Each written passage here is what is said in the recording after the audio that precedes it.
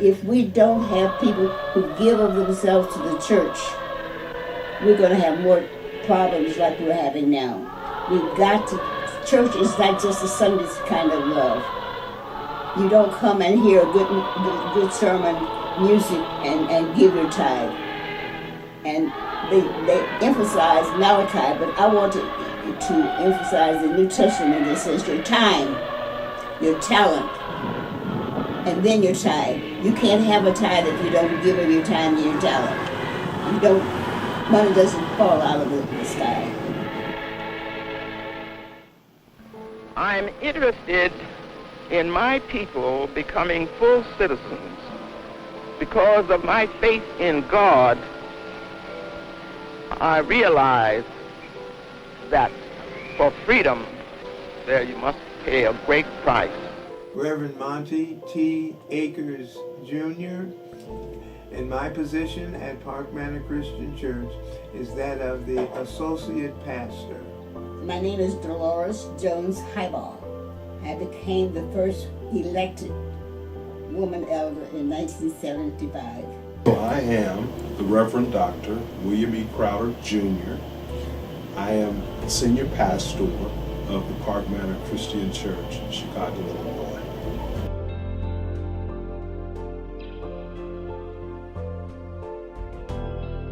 I originally came to Park Manor Christian Church. It was in the early 1940s that we came here. I was a part of that great northern transition coming from the south in Mississippi up here to Chicago, Illinois, traveling with my entire family, mother, father, and sisters, and then finding a Disciples of Christ church here in the city of Chicago. Originally came to Park Manor Christian Church in January of 2013. I remember it like it was yesterday. It was cold, it was snowy, and my wife and I and our two young sons made the transition from the south to Chicago.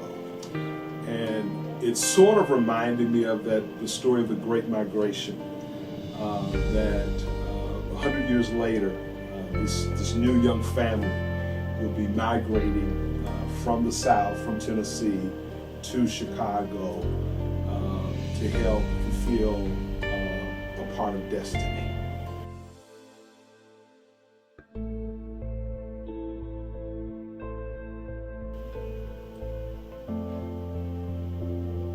I think that the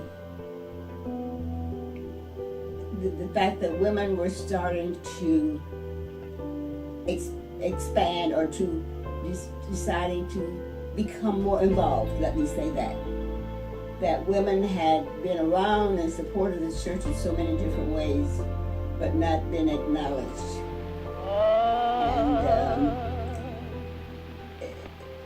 And I'm trying to remember the movement among women saying, hey, I can make a contribution. I don't have to stay in the kitchen, or I don't have to have a menial job. I have something to offer. Give me the opportunity. And I've been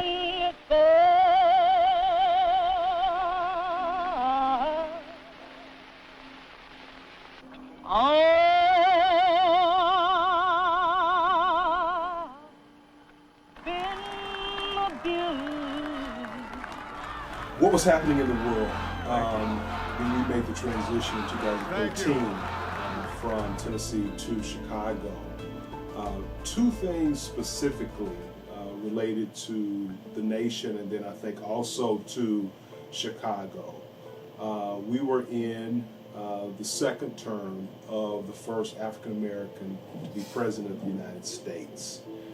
So to come to Chicago, the president's hometown, and be a part of the mystique and the power that all of that entailed was a phenomenal feeling. So being a part of New Chicago, President Obama, part of that history, also a part of Park Manor's history. As I'm told, he would come here for community meetings and the like, had a certain feel about it.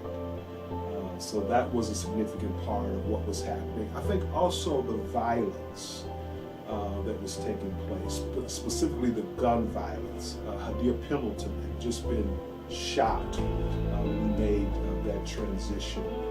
And so to come to Chicago, to come to Park Manor with an African American in the White House, but then to see young people affected by gun violence was also a significant part of what was happening in 2013 when we arrived.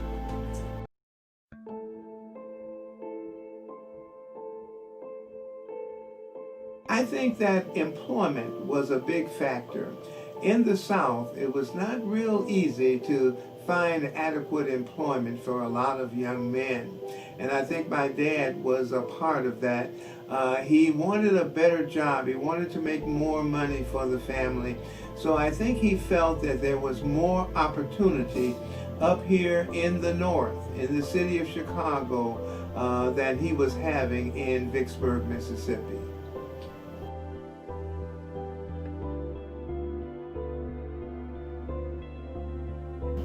Well, Park Manor, the Christian Church Disciples of Christ, I think I'd have to say I'm a fourth generation disciple.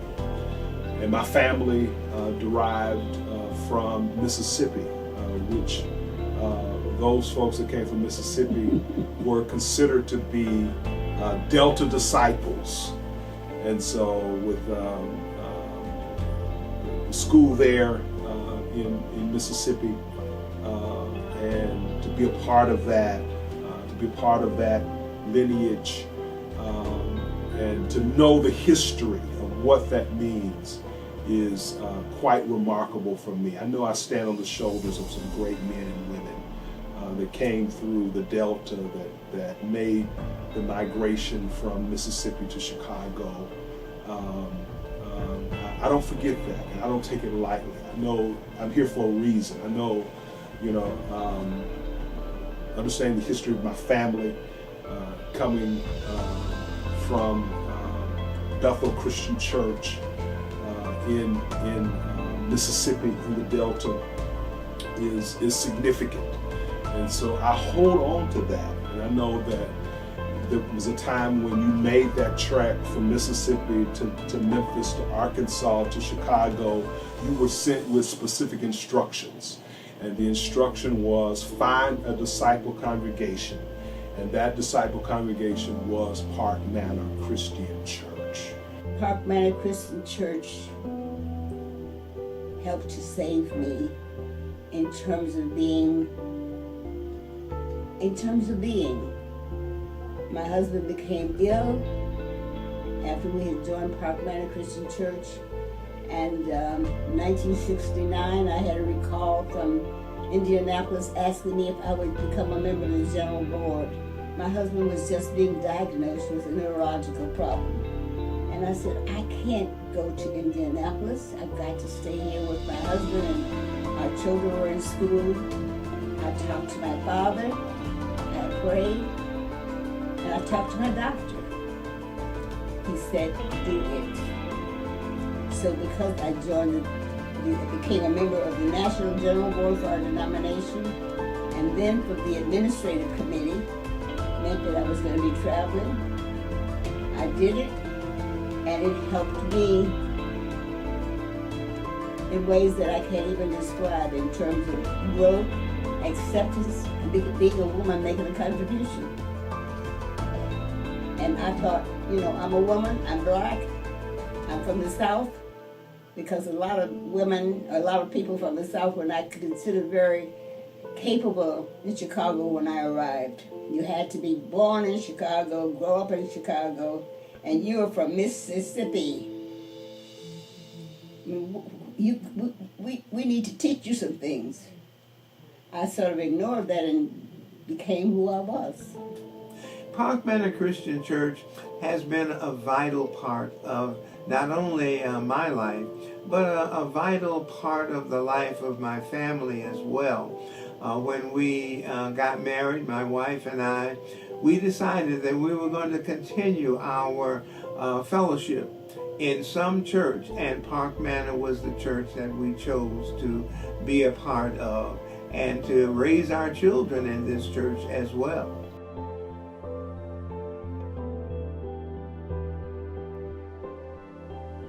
Yeah, what was it that made us decide that this was the church that we would raise our children in?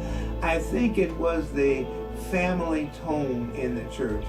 So many families are a part of Park Manor's congregation. So I think it was the family orientation that really drew us to say, this is going to be the church where we're going to raise our family.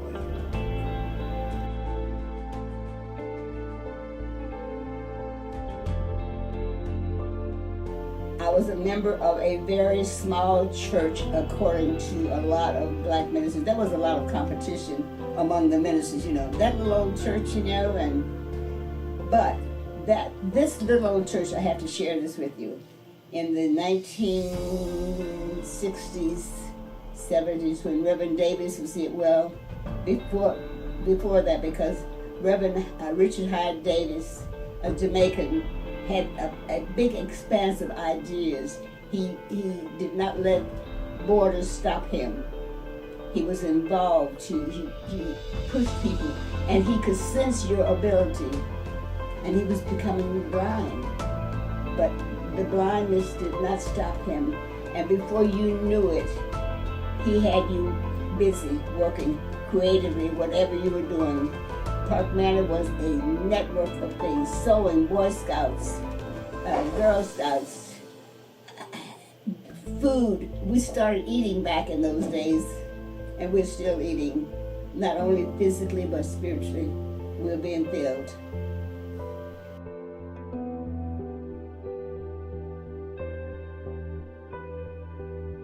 Reverend Davis, Reverend Davis. Again, this man with this. I can't. He and his wife saw the need at that time. Black people couldn't get loans from banks, and so Reverend Davis, Monty Akers Sr., Richard, all the other people, I can't think of his name right now, came together, and they got started. And Richard was an accountant. And so as they moved along, finally they got to the point where they had to have verification from the state. Richard took 2 weeks off from his job and helped them to do whatever was needed for us to become a bona fide credit union. I grew up in a household that my father, was the head of the household.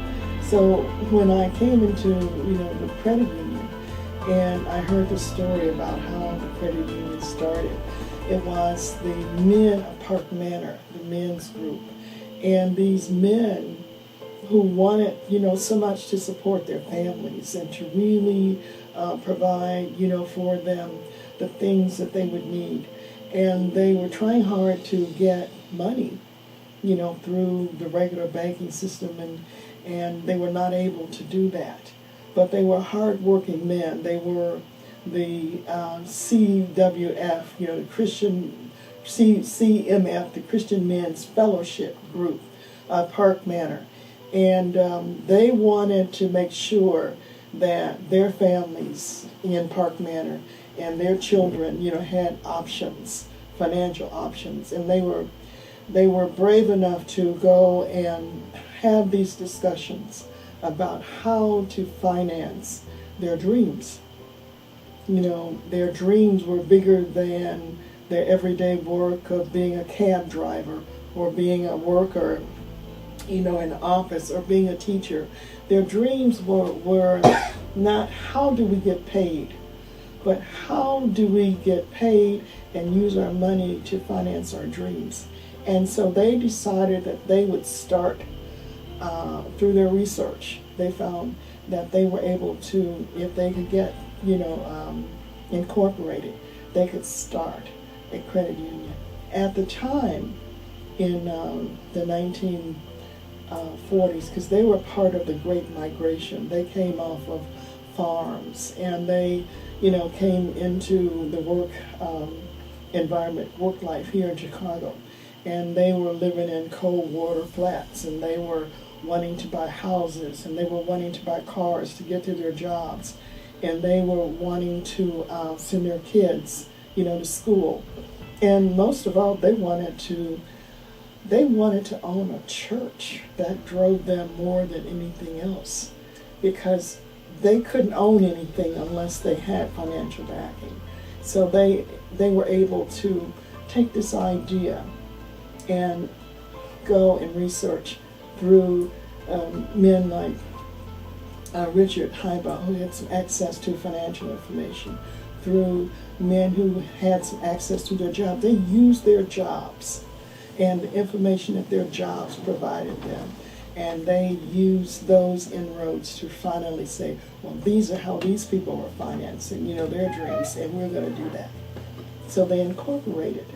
They got together, and they was able to get an article of incorporation in 1958, and they were able to take, I think it was supposedly like $100 from each one of them to pay to establish a fund to actually, get the paperwork and start a credit union.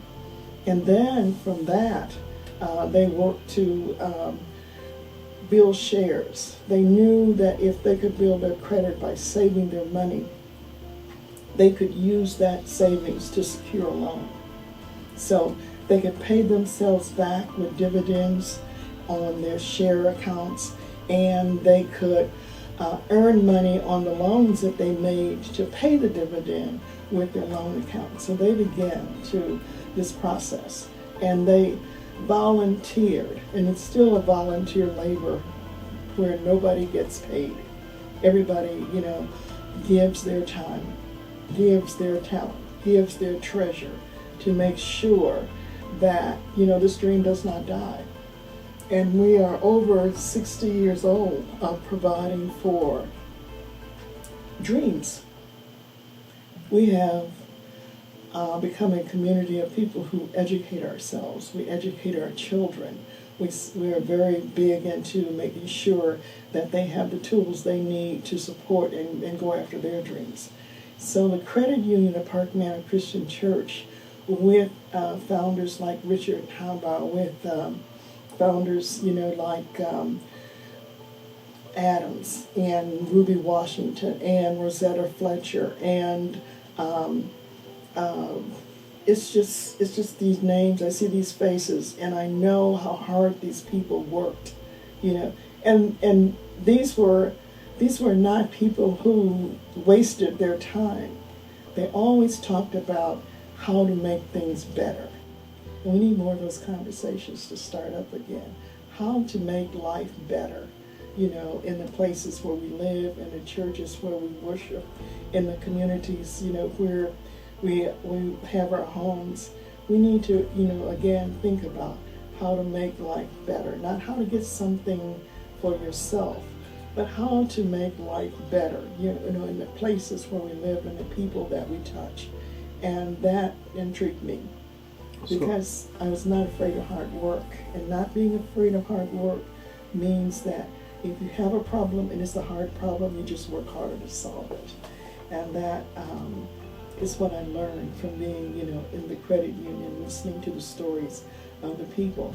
And the one thing that I got involved with was through Rosetta Fletcher and Ruby Washington. They said, would you come and work on the Mother's Day Luncheon and Fashion Show? When I did that, I thought that was what it was, just an event where we go and have dinner, where we have models come in, and we kind of entertain ourselves. And then I found out, by the backstory. But the backstory that I learned from is that the money that comes out of, the Mother's Day Luncheon and Fashion Show was money that was used to provide for a goodwill event, because we always have to market the credit union and make sure we give something back.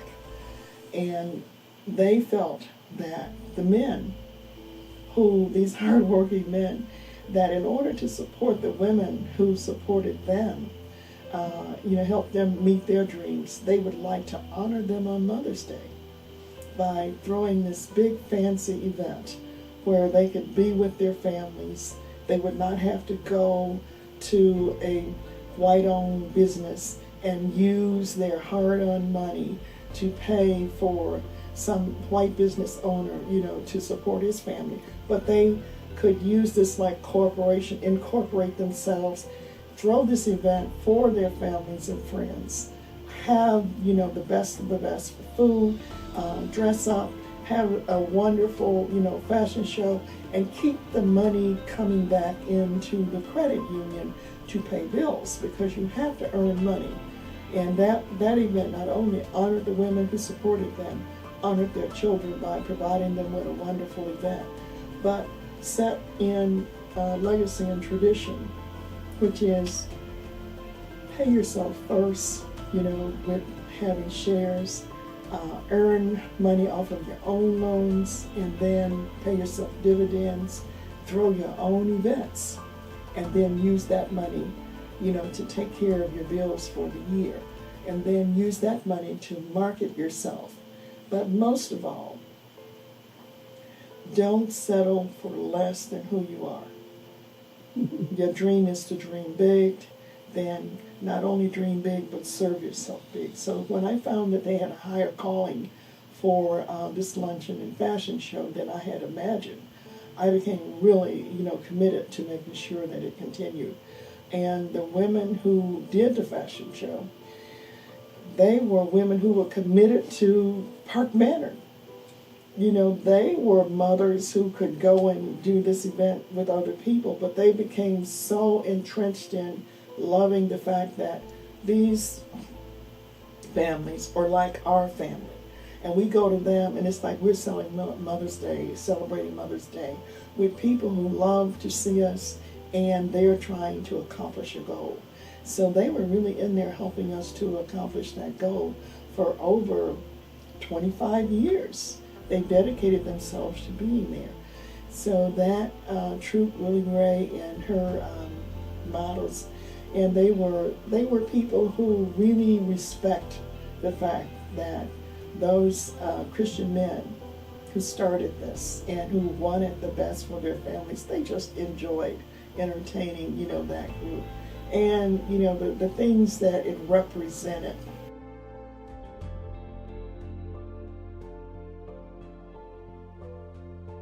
Well, I am very proud that I can bring a part of the history of our congregation all the way from Indiana Avenue Christian Church when I was just a lad, and have that to be a part of my experience now at Park Manor Christian Church.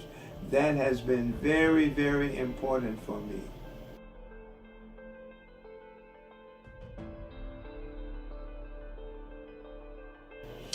Prayer, relationships, worship, all of those ingredients are paramount to my walk of faith.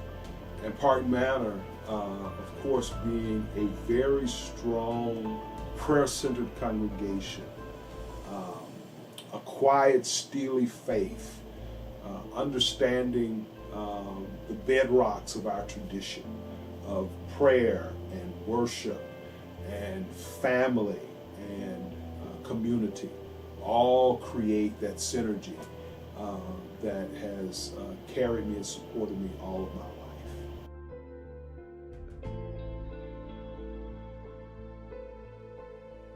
life. It was a journey that really began with our first minister from Indiana Avenue Christian Church. Richard Hyatt Davis was his name. And he was the spark or the influence that encouraged me to continue my studies in education and to make religion a part of my studies. He encouraged me to go to Jarvis Christian College, where I could pursue a religious education, and I did. And from Jarvis, I transferred to Eureka College, studying religion there, and then graduating from Eureka. So I say religion and Park Manor Christian Church has been just a vital, vital part of my upbringing and my decision to pursue religious education.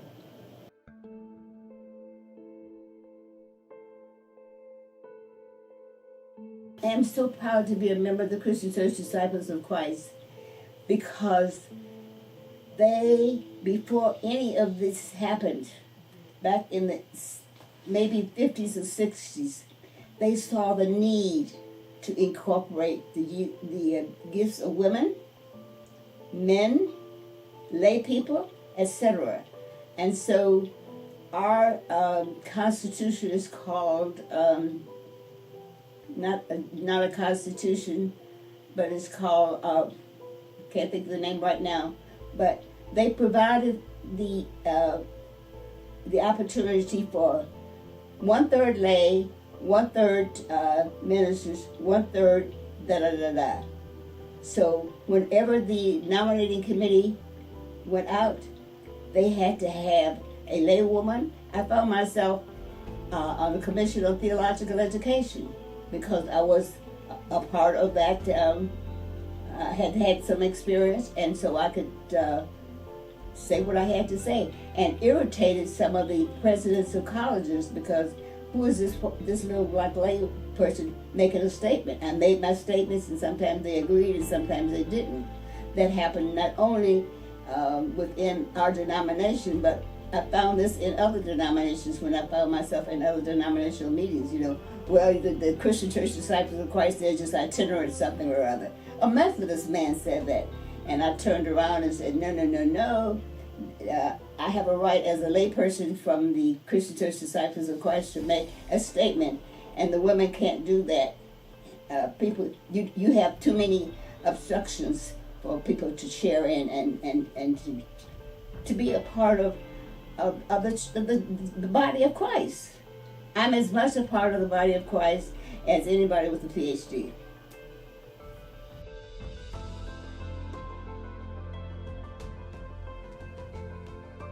I consider my spiritual gift to Park Manor Christian Church to be a bridge that connects the past, the present, to the future. I understand the past, I understand from whence we came, I understand the history, the shoulders on which we stand.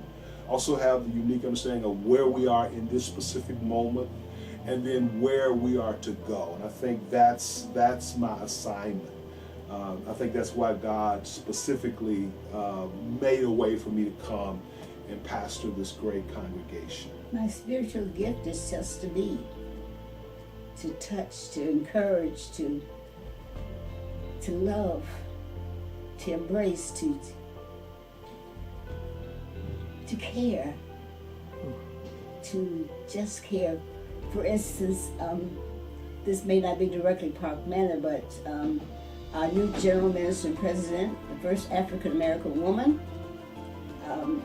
we were at the Southwood Divinity House for dinner, Monday night dinner, and she pulled her chair up to me and she said, "Dolores, I'm thinking about candidating for general minister and president." I said, "Go for it."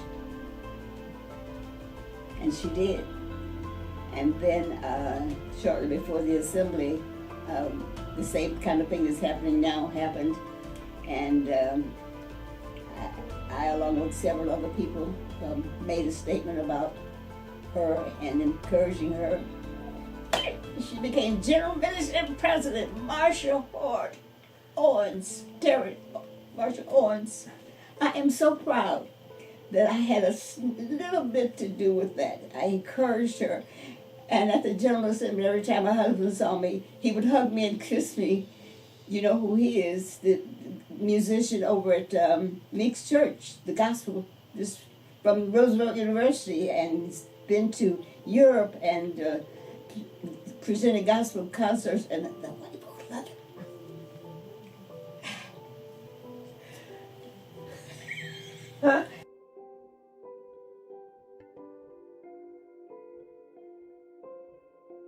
Well, my faith was tested, I think, in terms of initially making a decision that I was going to follow this pathway of religious training and religious education. There were a lot of other influences as a young person might have in their life, but because of the leadership here at Park Manor Christian Church, what began with Reverend Davis continued here, and through that influence, it made an important impact upon my life. So making the decision to continue in Christian education became rather easy at that point, you know. Wasn't any other difficult. It was easy to make that decision. When my husband was diagnosed with multiple sclerosis, and we had a daughter in high school, in college actually, and my son was in high school. The church was there for us. I encouraged my husband to attend General Assembly with me, and he was in a wheelchair. And here a man who had been flying a plane above the earth was now confined to a wheelchair. And because we were members of the Christian Church Disciples of Christ and attending General Assembly as a delegate or not, he became a part of the, he became a delegate from the Christian Church Disciples of Christ to other denominations, people with handicaps. He also became the chairperson of the nominating committee. He sort of stimulated the General Assembly people to tell us which hotel to register in, which was accessible, and to have a section for people with disabilities. They didn't have that until Richard Highball came on board. And they wanted him to be a part of a program, and they built a ramp up to the stage, and he participated. The Christian Church Disciples of Christ had given opportunities to lay people, to people with disabilities. They are it's an embracing denomination. And I felt that embrace and continue to feel it. The man who was in charge of the Council on Christian Unity would travel all over the world, and I still have letters or notes from him, and whenever he would come into Chicago, he'd give me a call. Not only him, but other members would call me and make me feel on board, and the Lord, speak up, say what you have to say. The church has been there for me. They have encouraged me, and I am, because of Park Manor Christian Church, this denomination, more than any other denomination, and I've been exposed to several of them, is the place for me to be. One of the things that I really appreciate, I know Dr. Stephanie and I, when we talked about this, we were in prayer about the opportunity to transition to Park Manor Chicago. And that thing was that there is a depth to Park Manor Christian Church. It's not a shallow depth. It's not a shallow faith. There's a deepness, there's a richness within this congregation. And as we were praying and discerning whether or not this would be the stop, one of the boxes that were checked for us was that there's so many wonderful people who have such a deep spirituality. And we felt that was important when, at that time, we had a 9-year-old and a 13-year-old. We wanted them surrounded in a community of faith where there was a richness, where there was a depth, where there was some sincerity, and we wanted our children to have that type of community. Park Manor is that community.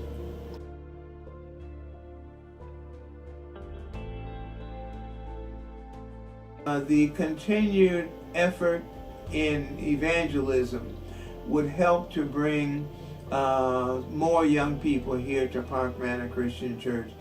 I think we have to continue our outreach to our young people, yes, even beginning with those in elementary school.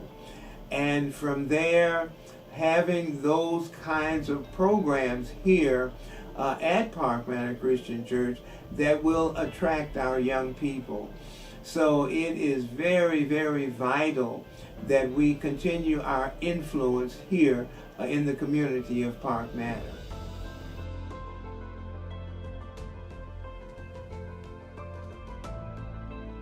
I think that the history of Park Manor Christian Church is an important part of being dispensed to our community, because since 1953, when we arrived here, we have been a critical part of the community of Park Manor, and I feel that we have made an impact here in this community of Park Manor, and it is very, very important that our story here in Park Manor continues to be told.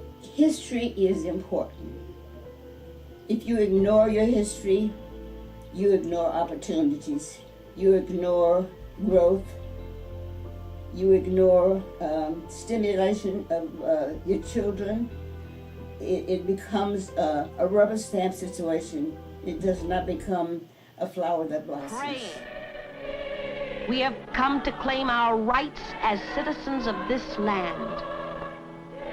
We have come to bear witness that all men are brothers. We have come to arouse the conscience of decent men. Listen to us.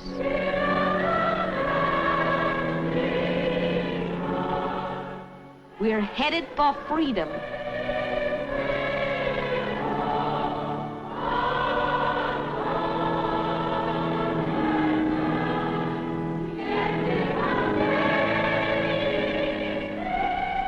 Let us live together in brotherhood.